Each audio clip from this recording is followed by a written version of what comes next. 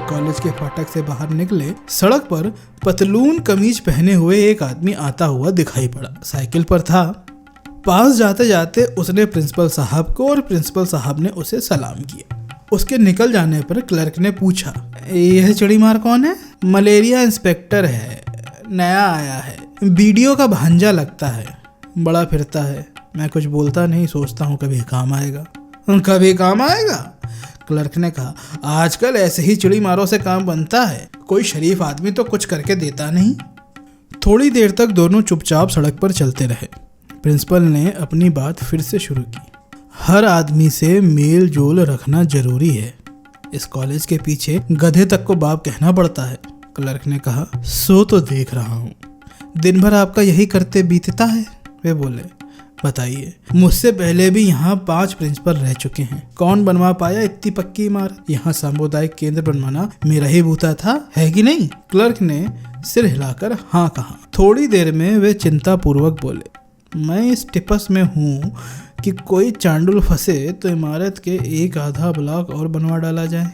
Clerk चुपचाप साथ साथ चलता रहा। अचानक ठिठक कर खड़ा हो गया। प्रिंसिपल साहब भी रुक गए।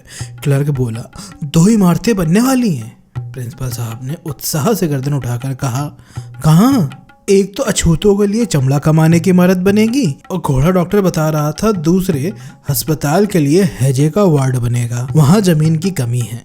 कॉलेज के ही आसपास टिपस से ये इमारतें बनवा लें, फिर धीरे धीरे हथिया लेंगे। प्रिंसिपल साहब निराशा से सांस छोड़कर आगे चल पड़े। कहने लगे, मुझे पहले ही मालूम था इनमें टिपस नहीं बैठेगा। कुछ देर दोनों चुपचाप चलते रहे। सड़क किनारे एक आदमी 2-4 मजदूरों को इकट्ठा कर कर उन पर बिगड़ रहा था। प्रिंसिपल साहब उसके पास खड़े हो गए। 2-4 मिनट उन्होंने समझने की कोशिश करी कि वह आदमी क्यों बिगड़ रहा है। मजदूर गिड़गिड़ा रहे थे। प्रिंसिपल साहब ने समझ लिया कि कोई खास बात नहीं है। मजदूर और ठेकेदार सिर्फ रोज रोज के तरीकों का प्रदर्शन कर रहे हैं और बातचीत में जिच पैदा हो गई है। उन्होंने आगे बढ़कर मजदूरों से कहा, अरे जाओ अपना अपना काम करो, ठेकेदार साहब से धोखाधड़ी करी तो जूता पड़ेगा। मजदूरों ने प्रिंसिपल साहब की ओर कृतज्ञता से देखा। फुर्सत पाकर वो अपने अपने काम में लग गए। ठेकेदार ने प्रिंसिपल से आत्मीयता के साथ कहा, सब बेईमान हैं, जरा सी आंख लग जाए तो कान के महल तक निकाल ले जाएं। ढेवड़ी मजदूरी मांगते हैं और काम का नाम सुन के कांखने लगते हैं। प्रिंसिपल साहब ने कहा, सब तरफ यही हाल है, हमारे यहाँ ही लीजिए। कोई मास्टर पढ़ाना थोड़े ही चाहता है, पीछे पड़ा रहता हूँ तब कहीं जाकर। वह आदमी ठठाकर हंसा, बोला, अरे मुझे क्या बताते हैं, यही करता रहता हूँ, सब जानता हूँ। रुककर उसने पूछा, किधर जा रहे थे? इसका जवाब क्लर्क ने दिया, वैद्य जी के यहाँ जा रहे हैं, चेकों पर दस्तखत कराना है। करा लाइए। उसने प्रिंसिपल को खिसकने का इशारा दिया। जब वे चल दिए तो उसने पूछा, और क्या हाल चाल है?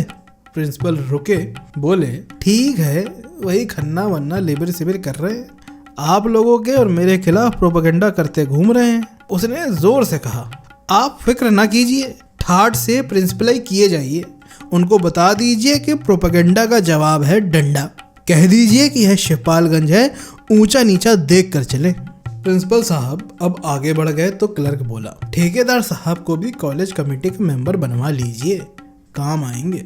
प्रिंसिपल साहब सोचते रहे। क्लर्क ने कहा, 4 साल पहले की तारीख में संरक्षक वाली रसीद काट देंगे, प्रबंधक कमेटी में इनका होना जरूरी है, तब ठीक रहेगा। प्रिंसिपल साहब ने तत्काल कोई जवाब नहीं दिया। कुछ रुककर बोले, वैद्य जी से बात की जाएगी, ये ऊंची पॉलिटिक्स की बातें हैं, हमारे तुम्हारे कहने से क्या होगा। एक दूसरा आदमी साइकिल पर जाता हुआ दिखा। उसे उतरने का इशारा करके प्रिंसिपल साहब ने कहा, नंदापुर में चेचक फैल रही है और आप यहाँ झोला दबाए शायरी कर रहे हैं। उसने हाथ जोड़कर पूछा, कब से? मुझे तो कोई इत्तला नहीं मिली। प्रिंसिपल साहब ने भौएं टेढ़ी करके कहा, तुम्हें शहर से फुर्सत मिले तब तो इत्तला हो, चुपचाप जाकर टीके लगाओ, नहीं तो शिकायत हो जाएगी, कान पकड़कर निकाल दिए जाओगे, यह टेरलिन की बुरशट रखी रह जाएगी। वह आदमी घिघियाता हुआ आगे बढ़ा।